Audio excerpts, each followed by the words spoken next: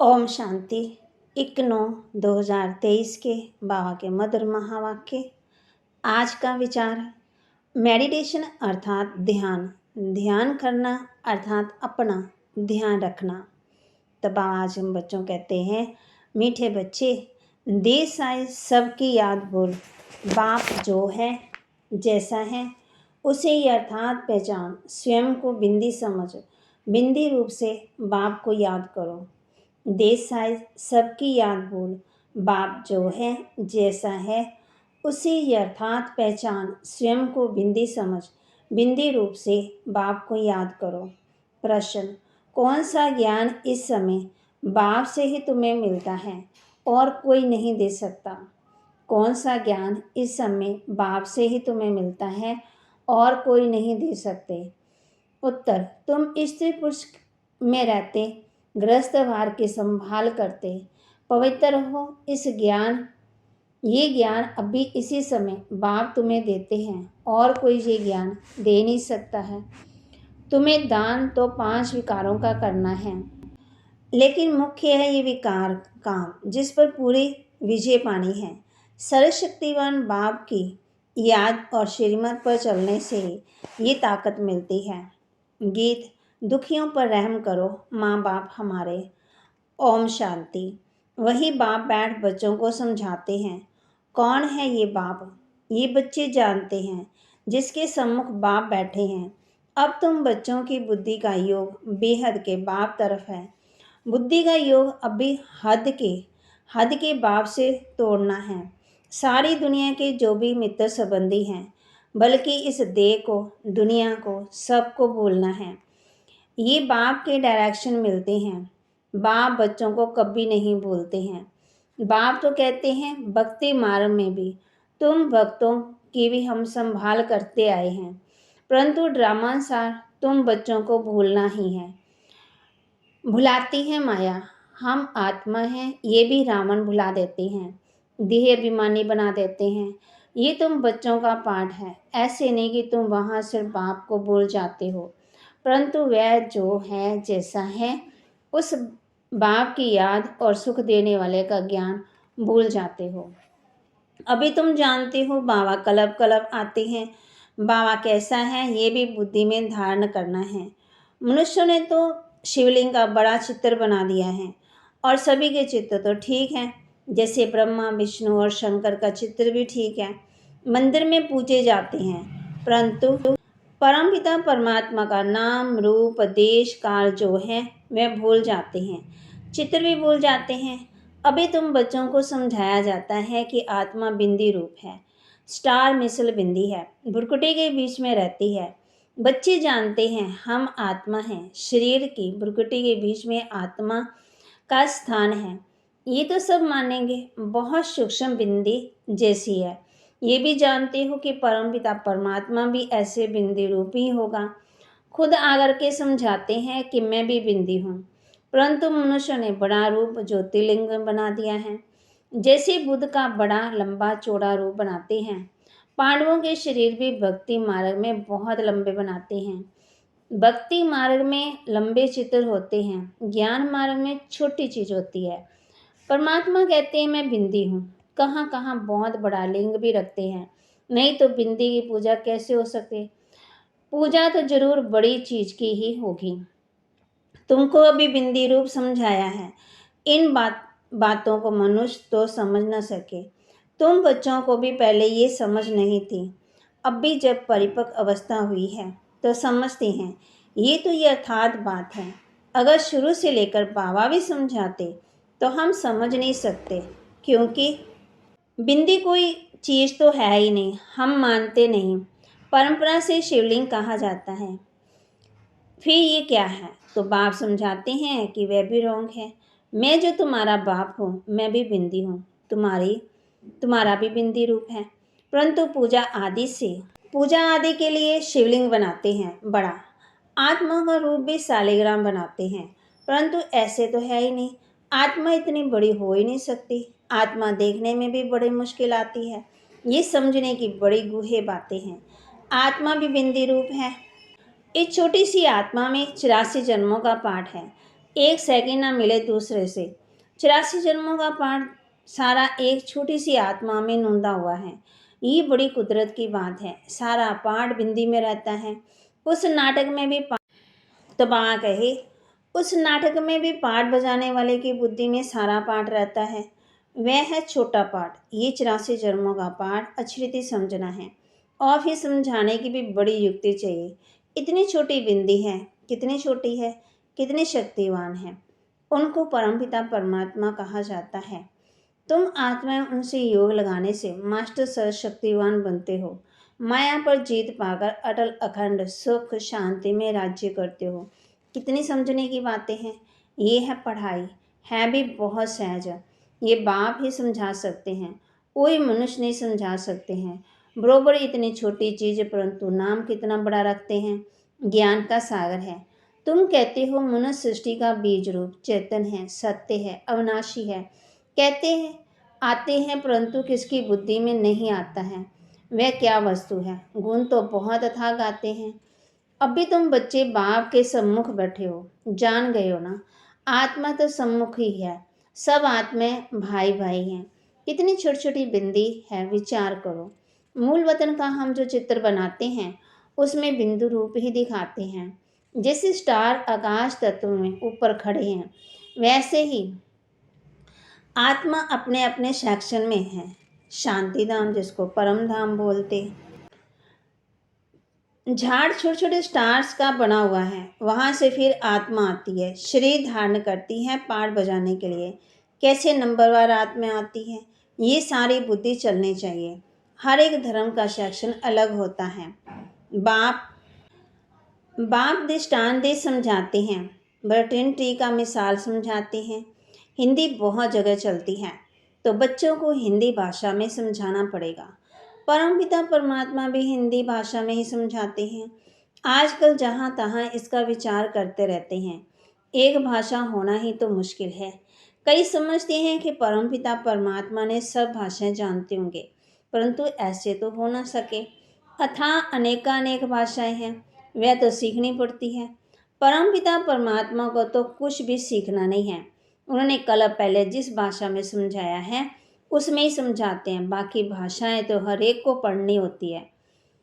बाप को पढ़नी होती है क्या। तुम देखते हो शुरू से हिंदी चली है, सब हिंदी सीखने जाते हैं। भारत में भी हिंदी का ही समझ प्रचार ज़्यादा है। बाप भी हिंदी में समझाते हैं, फिर हर एक को अपनी भाषा में ट्रांसलेशन कर औरों को समझाना पड़े। बाप और आप की रचना का परिचय सबको समझाना है। सभी का सदगतिदाता वह एक ही है। ये सब जानेंगे बरोबर बाप आया हुआ है। बाप कहते हैं मैं भारत में ही आता हूँ। भारत हमारा बर्थ प्लेस है। शिव के मंदिर, देवी देवताओं के मंदिर यहाँ हैं। देवी देवताओं का राज्य भी भारत में होता है। बाप भी भारत में ही आते हैं। देवी देवता धर्म की स्थापना यहाँ ही है, तो मंदिर भी जरूर यहाँ चाहिए। औरों के इतने मंदिर नहीं होंगे, यहाँ तो बहुत मंदिर हैं।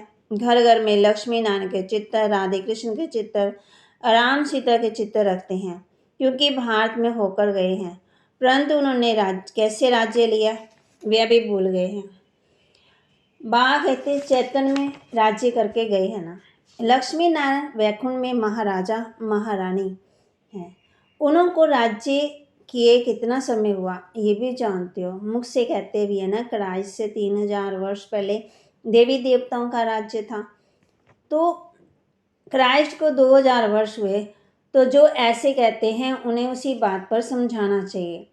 कहते हैं क्राइस्ट से 3000 वर्ष पहले देवी देवताओं का राज्य था, अर्थात स्वर्ग था। ऐसे नहीं कि क्राइस्ट की उस स्वर्ग में था। पूछेंगे क्रिश्चियन लोग तब कहाँ थे, यानी उनकी आत्माएं कहाँ थी। इस्लाम में बौद्ध क्रिश्चियन आदि की आत्माएं सब यहाँ कहाँ थी, ये समझाना तो बड़ा सहज है। वह सब निर्वाण धाम व निराकारी दुनिया में थी। निराकारी दुनिया भी है, दुनिया में जरूर बहुत रहने वाले होते हैं। सभी आत्मा का स्थान निराकारी दुनिया में है। तुम बच्चों की बुद्धि में अभी ये है कि इस समय सब देवी देवताओं की आत्माएं हाजिर हैं। तब बाप आए हैं फिर से देवी देवता धर्म की स्थापना करने। समझो कोई धर्म आता है, पहले तो बहुत छोटा होता, छोटी छोटी शाखाएं निकल जब पूरी होती हैं तब ये तुम्हारा फाउंडेशन भी पूरा होता है। बीज और झाड़ का राज समझना तो बहुत सहज है। मनुष्य सृष्टि का झाड़ बहुत धर्मों का है। समझती भी है फलाना धर्म था तो फलाना धर्म नहीं था। अभी छोटे छोटे धर्म निकलते हैं, आगे तो नहीं थे, छोटी छोटी शाखाएं भी अभी निकली हैं। ये तुम बच्चे जानते हो और कोई नहीं जानते। आत्मा और परमात्मा का बिंदी रूप नहीं जानते। अभी बाबा ने तुम बच्चों को आकर के समझाया है। तुम कहते हो बाबा हम आपके बच्चे हैं। कल अब पहले भी आपसे मिले थे, आपके बच्चे बने थे। बच्चे बनते हैं बाप का वर्षा लेने। बाप कहते तुम हमारे हो, गोया अडॉप्ट किया है। मुख वंशावली बने, तुम सब अडॉप्टेड हो। बाबा भी ब्रह्मा मुख से कहते हैं तुम आत्माएं हमारी हो। तुम आत्मा भी कहती हो बाबा हाँ, आपने जो ब्रह्मा तन में आकर के अपना परिचय दिया है, हम आपके हैं। बाबा कहने से वर्षे की खुशबू आनी चाहिए। बच्चे ही कह सकते हैं यह है प्रवृत्ति मार्ग। सन्यासियों के शिष्य बनते हैं, वह बाप बच्चे नहीं बनते। वर्षा बाप से ज़्यादा का मिलता है। वह तो कहेंगे हमने गुरु किया है। गुरु से भी जायदाद का वर्षा नहीं मिलेगा। वह तो जायदाद को छोड़ जंगल में चले जाते हैं। वह जायदाद दे न सके, वह है निवृत्ति मार्ग वाले।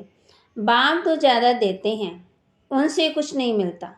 जंगल में जाएंगे तो सन्यासी कहलाएंगे। तुम भी सन्यासी कहलाते हो। वह तो है हठ योगी सन्यासी, तुम राजयोगी सन्यासी हो। सन्यासी अर्थात 5 विकारों का त्याग करने वाले।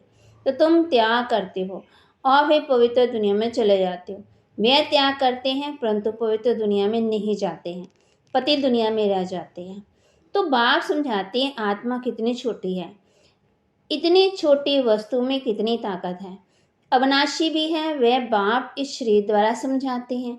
तुम्हारी आत्मा समझती है। बाप कहते हैं मैं आता ही तब हूँ जब कलयुग का अंत है। तमो प्रधान पतित हो जाते हैं, मुझे याद भी तब करेंगे जब संगम होगा। तब ही हम आएंगे, तब ही विनाश के चिन्ह भी देखने में आएंगे। सो तो बरोबर देखते हो। अभी तुमको समझ मिलती है, वह फिर औरों को देनी है। अभी कलयुग का अंत जरूर है। यादव कौरव पांडव भी है, महाभारत लड़ाई भी है। बरोबर उस समय राजयोग भी सीखते थे। पांडवों ने विजय पाई, यादव कौरव विनाश हुए। स्वर्ग में तो एक ही धर्म, अनेक धर्म खत्म।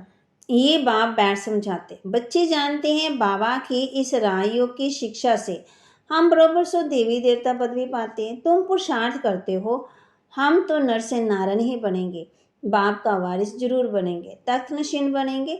फिर जितना जो पुरुषार्थ करेंगे उतना पदवी पाएंगे। पुरुषार्थ छिपे नहीं रहते हैं।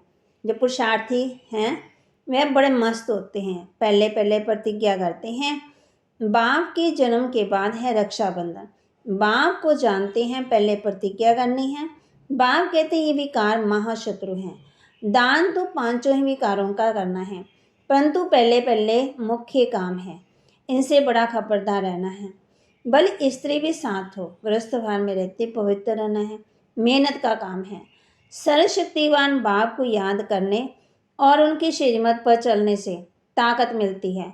बाप का फरमान है साथ में रहते, इकट्ठे रहते, पवित्र रहना है। आगे तो स्त्री पुरुष इकट्ठे रहने से आग लगती थी। बाप कहते हैं इकट्ठे रहो परंतु आग ना लगे। माना बाबा कहते हैं बुरे ख्यालात ना आए, इसमें मेहनत है। तभी तो सन्यासी घर बार छोड़ के जंगल में चले गए। तो बाबा कहते आपने घर गृहस्थ में रह के दिखाना है। अच्छा, मीठे मीठे सिक्के लदे बच्चों प्रति माता पिता बाप दादा का याद प्यार और गुड मॉर्निंग। रूहानी बाप की रूहानी बच्चों को नमस्ते। रूहानी बच्चों की रूहानी बाप दादा को दिलवा जान सिकवा प्रेम से नमस्ते। धारणा के लिए मुख्य सार, दिल से बाप को याद कर जायदाद की खुशी में रहना है, पूरा पावन जरूर बनना है। दिल से बाप को याद कर जायदाद की खुशी में रहना है, पूरा पावन जरूर बनना है। विचार करना है आत्मा कितनी छोटी है और इसमें कितना अविनाशी पाठ नूंदा हुआ है। बिंदु बन बिंदु बाप की याद में रहना है। विचार करना है आत्मा कितनी छोटी है और उसमें कितना अविनाशी प्राण नूंदा हुआ है। बिंदु बन बिंदु बाप की याद में रहना है। एक गीत भी है ना, बिंदु बनो। वरदान है, स्व इच्छा और दृढ़ संकल्प से एक देकर पदम लेने वाले चतुर सुजान भव। स्व इच्छा और दृढ़ संकल्प से एक देकर पदम लेने वाले चतुर सुजान भव। चतुर सुजान बच्चे मिट्टी से भरे हुए सूखे चावल देकर एक का पदम गुना भाग्य बना लेते हैं। से चावल देते और रिटर्न में सर्व शक्तियाँ सर्व खजाने 36 प्रकार से भी ज़्यादा वैरायटी ले लेते हैं। परंतु कई बच्चे वह भी देने के समय सुधामा के मिश्र बगल में छिपा कर रखते हैं।